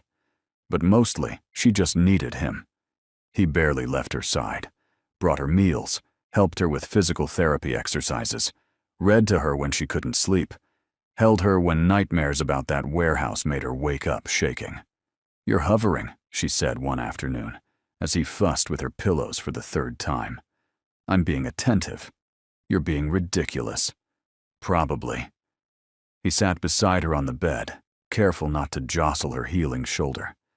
"I keep seeing it. You falling, the blood, your face going pale, and I can't stop the fear." Tyla took his hand with her good arm. "I'm okay. I'm right here, healing, getting stronger every day. I know. Logically, I know that, but my heart." He pressed their joined hands against his chest, and she could feel how fast his heart was racing. My heart won't believe it yet. Then let me prove it. She shifted closer, despite the twinge in her shoulder, meeting his eyes with absolute certainty. Kiss me. Not my hand or my forehead. Really kiss me. Show me you believe I'm here, that I'm real, that we survived this.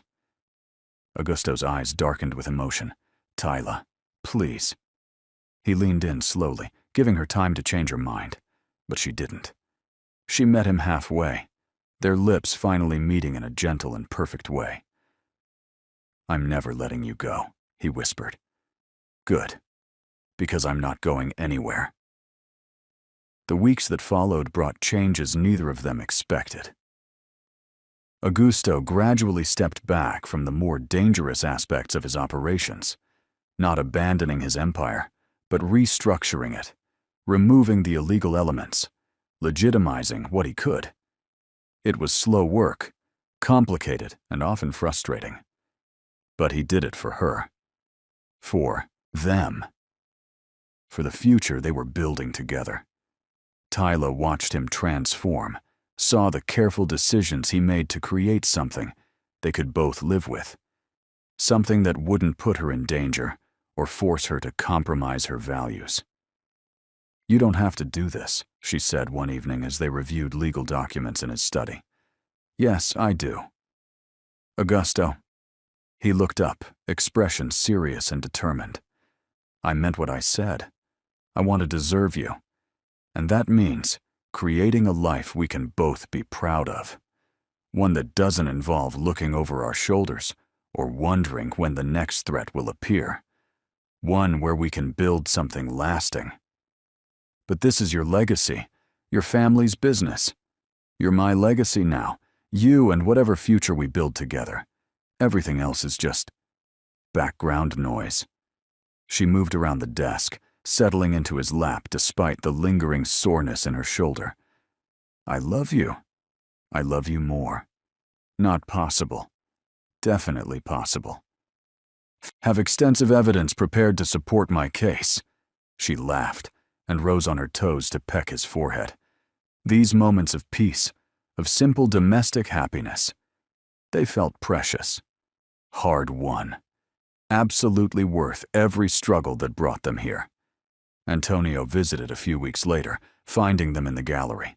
The collection had grown significantly, pieces they'd acquired through legitimate channels, authentic artifacts, displayed with respect and proper provenance documentation. It was becoming something beautiful, something meaningful, something they'd built together. Impressive, Antonio said, examining a limestone relief with genuine appreciation. You've done remarkable work here. Tyla did most of it, Augusto said, arm around her waist. We did it together, she corrected, leaning into his warmth. Antonio smiled, the kind of smile that spoke of satisfaction and vindication. You're good for him. Both of you are good for each other. I knew it from the moment I met. You, Tyla. You had that quality, that ability to see beneath the surface, to find the gold hidden under all the armor. Thank you, Tyla said sincerely. I heard about Marco, about what happened at the warehouse. Antonio's expression turned serious. That could have ended very differently, very badly. But it didn't, Augusto said firmly, pulling Tyla closer. It ended with Tyla alive, Marco in prison, and our future secured. That's all that matters now. Still, you're both lucky. Very lucky. I know. Augusto looked down at Tyla with such love that her breath caught. Believe me, I know exactly how lucky I am. I count my blessings every single day. By the end of the month, everything had settled into a new, beautiful normal. Augusto's operations were almost entirely legitimate. The gallery was thriving, attracting attention from museums and collectors worldwide. And their relationship had deepened into something solid, unshakable, absolutely certain. But there was still one unresolved issue hanging between them.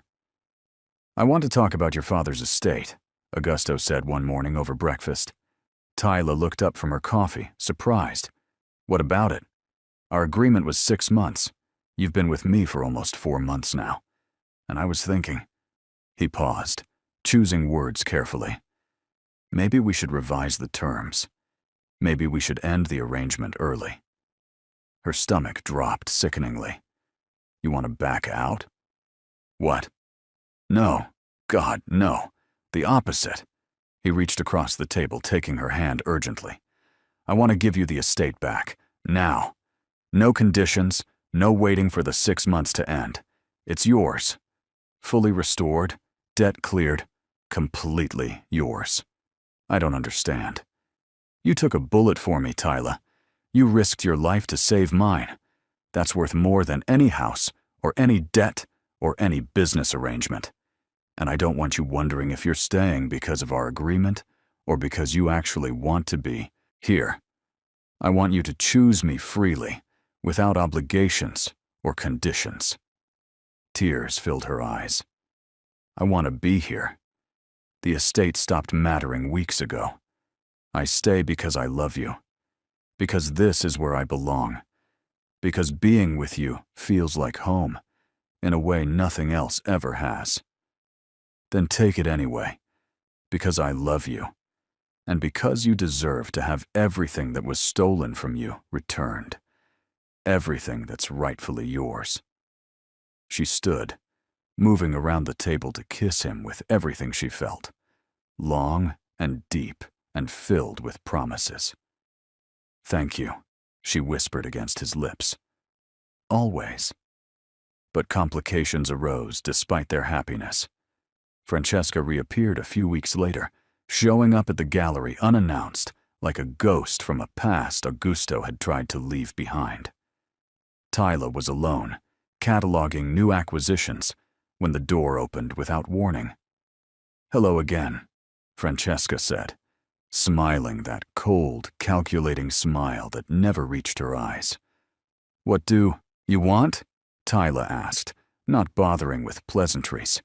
"To talk, woman to woman, without all the male posturing and protection." "We have nothing to discuss." "I disagree." Francesca moved closer with predatory grace. "You think you've won, that you've tamed the great Augusto Valente, made him into something acceptable and safe. But you're fooling yourself. You're lying to yourself about what he really is. I'm not trying to tame anyone." "No? Then what are you doing? Because from where I'm standing, you've taken a powerful man and turned him into something domesticated, weak, a shadow of who he used to be, a shell of the man everyone used to fear." Anger flared hot in Tyla's chest. "He's not weak. He's evolving, growing, becoming someone he can actually be proud of. Someone who doesn't have to hide behind violence and fear to feel powerful. He's becoming boring, and eventually he'll resent you for it. He'll remember who he was, what he had, all the power he wielded, and he'll blame you for taking it away, for making him less than he was. You're wrong. Am I? Give it time. Give it a few more months, maybe a year. When the novelty wears off and reality sets in, when he realizes what he sacrificed for you, when the passion fades and all that's left is routine and obligation, he'll leave, and you'll be left with nothing but regrets and a broken heart." "Why are you doing this?" Tyla demanded, stepping forward. "Why can't you just let him be happy? Why can't you move on with your own life?" "Because," Francesca said, voice turning vicious and ugly, "if I can't have him, no one should. Especially not some naive little curator who thinks love conquers all. Who thinks she can change a man like Augusto Valente with nothing but good intentions and wide eyes. Get out." "Or what? You'll call Augusto? Let him rescue you again? Prove my point that you're just another damsel who needs constant protection, who can't handle the real world on her own." I said, "Get out. Make me." Tyla stepped forward, meeting Francesca's eyes without flinching, without showing any of the doubt or fear trying to take root. "I don't need to make you, Because you're already irrelevant. Already yesterday's news. Augusto chose me. Not because I manipulated him, or trapped him, or forced him to change. He chose me because we see each other. Really see each other. Because we challenge each other to be better while accepting exactly who we are right now. And that's something you'll never understand, because you only ever saw what he could give you, not who he actually is underneath all the power and money. Francesca's expression twisted with rage. You think you're so special, so different. No, I think he's special, and I think I'm lucky enough to be loved by someone who challenges me to be braver than I thought possible. Someone who shows up every single day and chooses me again. That's not weakness. That's strength, real, lasting strength that doesn't require power or control or fear to exist. You'll regret this conversation. I doubt it. But you might, because Augusto's going to hear about this visit, and he won't be happy. Francesca turned and left without another word, heels clicking sharply against the marble floor. Tyla stood there for a moment, heart racing, hands shaking slightly with adrenaline. When Augusto arrived an hour later, she told him everything. His jaw tightened dangerously with each word. She threatened you again? Not exactly. Just tried to plant doubt. Tried to make me believe you'd eventually resent me. And did it work? No. Tyla moved into his arms, feeling safe and certain. Because I know what we have. I know it's real. And I know you're not going anywhere. Never, Augusto murmured against her hair. I'm never leaving you. Never. Good. Because I'd hunt you down if you tried. He laughed despite the tension, surprising them both. I believe that. I absolutely believe that. Later that week, Augusto made an announcement. He'd arranged for Francesca to leave the country. Not forced, not threatened. Just encouraged. With enough financial incentive that she agreed readily, eager to start fresh somewhere far from Milan and the memories of what she'd lost. She won't bother us again, he said. You paid her off. I made her comfortable elsewhere. There's a difference. Tyla shook her head, unable to suppress a smile. You're ridiculous. I'm protective. There's a difference there too. Still ridiculous. But you love me anyway. Unfortunately. He pulled her close against his chest until she forgot what they were arguing about. By the end of the 6-month mark, everything had changed completely. The gallery was complete. A stunning collection of authentic American artifacts displayed with reverence and proper historical context. Museums around the world had reached out, interested in loans and partnerships and collaboration. Tyla's reputation in the field had grown exponentially. She'd received job offers from institutions in Ohio, London, Paris, New York. Prestigious positions that would have been dreams just months ago. But she turned them all down. Because her dream was here. With Augusto. In the life they were building together, brick by brick, choice by choice. I have something for you, he said one evening. They were in the garden of his estate, watching the sunset paint the sky in shades of gold and pink and orange. What is it? She asked, curious. He pulled out a small velvet box, and her breath caught painfully in her throat. This isn't what you think, Augusto said quickly. I mean, it is, but also it's more than that. Just let me explain before you say anything. He opened the box to reveal a ring, simple, elegant, with a single emerald, surrounded by small diamonds that caught the fading light. My grandmother's ring, he said, voice thick with emotion. The one my grandfather gave her when they got engaged. She wore it every day until she died. And she made me promise that when I found someone worth keeping, someone who saw me the way she saw my grandfather, someone who made me want to be better, I'd give them this ring. tears streamed down Tyla's face, unstoppable. "I know 6 months isn't very long," Augusto continued, pulling the ring from the box. "I know we've been through trauma and danger and more complications than most couples face in years. But I also know, without a single doubt, that I want to spend the rest of my life with you.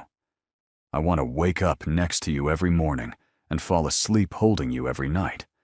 I want to build something permanent and real and absolutely ours. Something that lasts beyond any threat or challenge or obstacle. Augusto, so I'm asking. Not as the Don, not as your employer, not as someone who holds any power over you. I'm asking as a man who loves you more than anything in this world, as someone who's been completely, irrevocably changed by knowing you. Tyla Ibrahim, will you marry me? Will you build a life with me? Will you ruin me for everyone else for the rest of our days?" She could barely see through her tears. "Yes. Yes, absolutely yes. 1,000 times yes." He slipped the ring onto her finger with shaking hands, then pulled her into his arms, kissing her with joy and relief and promises of forever. "I love you," he whispered against her lips. "So much. More than I ever thought possible. I love you too. More than words can express." They stood there as the sun set completely, wrapped in each other, planning a future neither of them had dared to imagine just 6 months ago.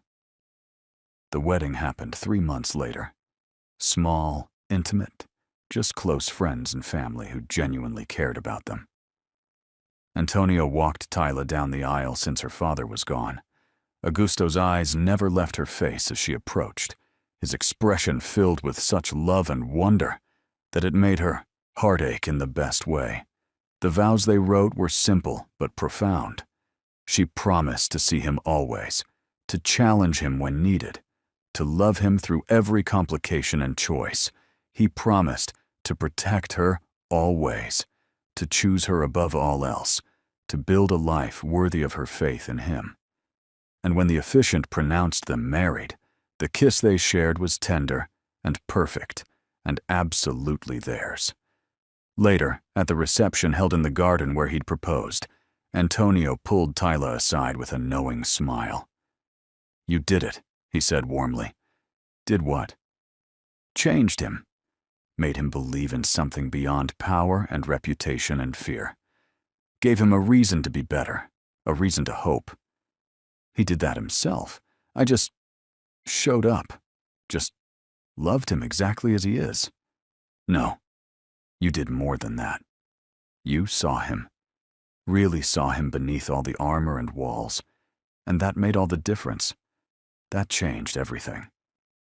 Tyla looked across the garden to where Augusto stood talking, with friends, laughing at something someone said. He caught her watching and winked, that small, intimate gesture that was just for her. "He saved me too," she said quietly. "In ways I didn't even know I needed saving. He showed me what it means to be loved completely, to be chosen every single day, to build something real from nothing but honesty and courage. That's how love works when it's real. Mutual salvation, mutual transformation. I like that. Good, because you're stuck with him now, for better or worse, in danger and in safety. I know." She grinned, feeling light and happy and more certain than she'd ever been. Lucky me. A year later, everything had settled into beautiful, comfortable happiness. The gallery was internationally recognized, featured in magazines and documentaries. Augusto's businesses were completely legitimate, thriving in ways they never had when he operated in shadows and fear. And their relationship had deepened into something solid and unshakable and absolutely permanent. But the best surprise came one morning when Tyla woke feeling nauseous. She took a test, then another, then a third just to be absolutely certain. Then called Augusto at work, voice shaking with emotion and excitement. "What's wrong?" he asked immediately, always attuned to her moods. "Are you okay? Do you need me to come home?" "I'm pregnant." Silence. Complete, absolute silence. Then, "Say that again." "I'm pregnant. We're having a baby. We're going to be parents." More silence, longer this time. Then a sound like something crashing in the background, followed by Augusto's voice, thick with emotion and wonder. "I'm coming home. Don't move. Don't do anything. I'm coming home right now." He burst through the door 20 minutes later, still in his suit, slightly disheveled, breathing hard like he'd run the entire way. "You're sure?" he asked, eyes wide. 3 positive tests. He crossed the room in 2 strides, pulling her into his arms with careful intensity. "We're having a baby. Are you happy?" "Happy." "Tyla, I'm—" He pulled back to look at her, eyes bright with unshed tears. "I'm terrified and thrilled and so grateful I can barely breathe. You're giving me a family, an actual family, something I never thought I'd have, something I didn't dare hope for. We're building it together. Yes, together. Always together." He kissed her forehead, her cheeks, finally her lips. Gentle and loving and filled with wonder at this new chapter beginning. The pregnancy was relatively smooth, all things considered. Augusto hovered constantly, of course, insisted on accompanying her to every appointment, read every book about babies and parenting he could find, prepared the nursery months before it was needed, with obsessive attention to detail. "You're obsessing," Tyla said one afternoon, watching him organize tiny clothes for the 3rd time that week. "I'm being prepared. You're being ridiculous. Probably." He sat beside her on the couch, hand settling on her growing belly with reverence. "But this is important. This is our child, our future, everything we've built leading to this moment. I want everything to be perfect. It doesn't have to be perfect. It just has to be filled with love. Then it will be, because I already love this baby more than I thought possible. And I love you." He leaned close, voice dropping with intensity. "I love you beyond measure, beyond reason, beyond anything I can properly express." "I love you too," she whispered, covering his hand with hers. "Thank you for this. For us. For everything we've built together." "Thank me." "Tyla, you're the one who stormed into my office and ruined me for anyone else. You're the one who saw through every mask and demanded better. This life, this happiness, this future. It's all because you refused to let me hide, because you were brave enough to love me despite everything. Then we saved each other. Yes, we absolutely did." Their daughter was born on a sunny afternoon in May. Small, perfect, with a full head of dark hair, and her father's eyes looking up at them with innocent wonder. Augusto held her with such careful tenderness, such absolute awe, that Tyla's heart nearly burst watching them together. "She's perfect," he whispered, voice rough with emotion. "She is. What should we name her?" They discussed names for months, but never decided, waiting to meet her first. Now, looking at their daughter, Tyla knew exactly what felt right. "Nadia. It means hope." Augusto's eyes met hers, bright with tears. "Hope? Yes, that's perfect. Because she is our hope, our future. Everything good that came from choosing love over fear, from choosing each other over everything else." He kissed their daughter's forehead with infinite gentleness, then leaned over to kiss Tyla with the same tender care. "Thank you," murmured against her lips. "For this. For her. For giving me a reason to become someone worthy of both of you. You were always worthy. You just needed to believe it. I believe it now. Because of you. Because of our family." Little Nadia made a small sound, and they both turned their attention back to her, marveling at this tiny life they'd created together through love and courage and absolute determination. Outside, the sun set over Milan, painting the sky in colors that promised new beginnings and endless possibilities.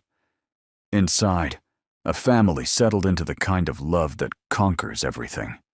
Fear, danger, past mistakes, impossible odds, all the obstacles that tried to keep them apart. The kind of love that transforms, the kind of love worth fighting for.